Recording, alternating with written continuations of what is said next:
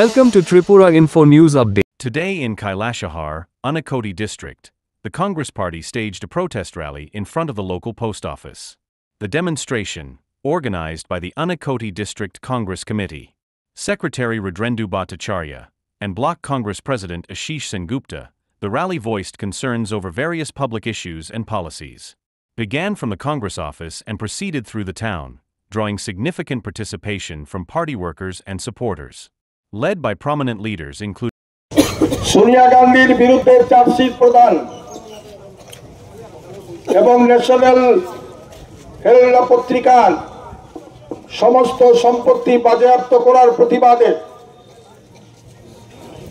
গতকাল গোটা ভারতবর্ষে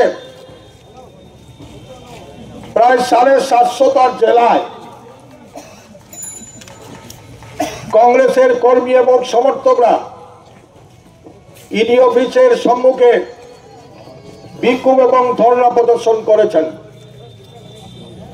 এবং ষড়যন্ত্রমূলক ইডি কর্তৃক রাহুল গান্ধী এবং সোনিয়া গান্ধীর বিরুদ্ধে যে চার্জশিট প্রদান করা হয়েছে সেই চার্জশিটকে প্রত্যাহার করে মিথ্যা মামলা দিয়ে যাতে আমাদের জাতীয় নেতাকে কলুষিত করা না হয় তার জন্য গোটা ভারতবর্ষের রাস্তায় কংগ্রেস কর্মী এবং সমর্থকরা ঝাঁপিয়ে পড়েছেন। তার অঙ্গ হিসাবে কৈলাসহরে ইডির কোনো অফিস নেই, যার কারণে গতকাল আমরা করতে পারিনি।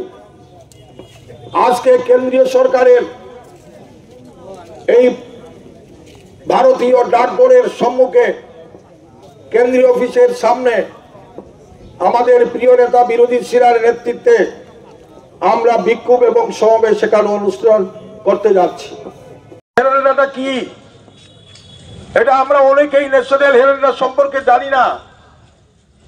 আমরা শুনেছিলাম ৯ই আগস্ট মহাত্মা গান্ধী এটা আন্দোলন কর্মসূচি ঘোষণা দিয়েছিলেন, ব্রিটিশ ভারত ছাড়ো।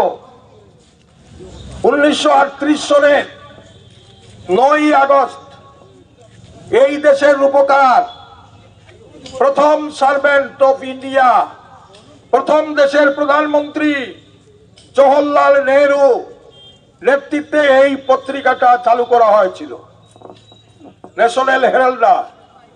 তখন ব্রিটিশ সরকারের বিরুদ্ধে গোটা ভারতবর্ষে যখন আন্দোলন সংগঠিত হতো, সেই আন্দোলনের সংবাদ প্রকাশ করার জন্য এই পত্রিকাটা সেই সময় তৈরি করা হয়েছিল।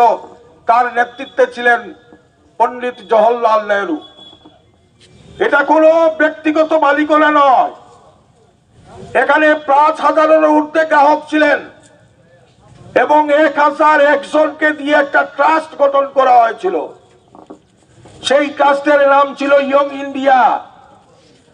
ইয়ং ইন্ডিয়া, যুব সমাজ, ইন্ডিয়াকে রক্ষা করো, ভারতবর্ষের স্বাধীনতা আন্দোলনে ঝাঁপিয়ে পড়ো, এই সংবাদ প্রকাশ করার জন্য ১,০০০ জনের যারা স্বাধীনতা সংগ্রামী, সেই সংগ্রামীরা মিলিয়ে ট্রাস্ট গঠন করেছিলেন।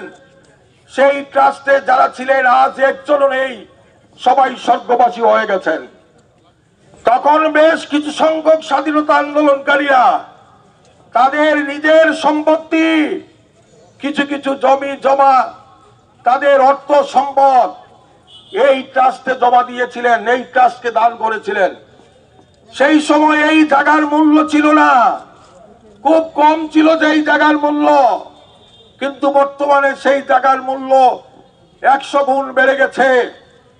এরপরে এই পত্রিকার মাধ্যমে সংবাদ যখন প্রকাশ করা হতো, আজকে যারা এই দেশ শাসন করছে ভারতীয় জনতা পার্টি, তাদের আসল নাম ছিল জনসংঘ, তার আগে ছিল এরা রাষ্ট্রীয় স্বয়ংসেবক সংঘ।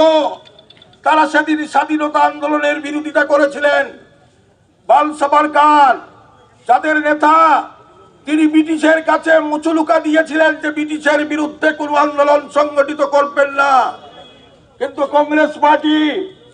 কংগ্রেস পার্টি মহাত্মা গান্ধীর নেতৃত্বে সর্দার বল্লভভাই প্যাটেল, জওহরলাল নেহরুর নেতৃত্বে গোটা ভারতবর্ষে এই স্বাধীনতা আন্দোলনের জন্য যখন ঝাঁপিয়ে পড়েছিলেন, সেই সময় এই ন্যাশনাল হেরাল্ড পত্রিকার মাধ্যমে সংবাদ প্রকাশ করা হতো। আইন একটা তৈরি করেছে যা মুসলিম সম্প্রদায়ের বিরোধী একটা ওয়াকফ আইন, এটাকে আমরা মেনে নিতে পারি না। সারা দেশ এখন এটা নিয়ে একটা উত্তেজনা চলছে। সুপ্রিম কোর্টে 70টার উপরে মামলা দায়ের করা হয়েছে। মহামান্য সুপ্রিম কোর্ট কি ব্যবস্থা নেই জানি না। আমার মনে হয় এই আইনটি হিমঘরে চলে যাবে। দেশের সংহতি, দেশের শান্তি শৃঙ্খলা যদি রক্ষা করতে হয়, এই আইন তৈরি হয়েছে, কিন্তু আইনকে হিমঘরে নিয়ে যেতে হবে। আমার বিশ্বাস যে আদালতের নির্দেশে এটা হিমঘরে চলে যাবে। যাই ওইটাকে তীব্র ভাষায় আমরা নিন্দা করি। এবং কৈলাসহরেও, ত্রিপুরাতেও ওয়াকফ সম্পত্তি যা আছে, আমি বিধানসভাতে তুলেছিলাম, 20,000-এর উপরে ওয়াকফ সম্পত্তি রয়েছে। গির্জা ছড়ি, মসজিদ, ঈদগাহ, কবরস্থান, মাদ্রাসা ইত্যাদিও রয়েছে। তার মধ্যে 800-এর উপরে ওয়াকফ সম্পত্তি অনেক আগে খাস করে দেওয়া হয়েছে। Subscribe to Tripura Info and press the bell icon so that you never miss any latest updates and news on Tripura.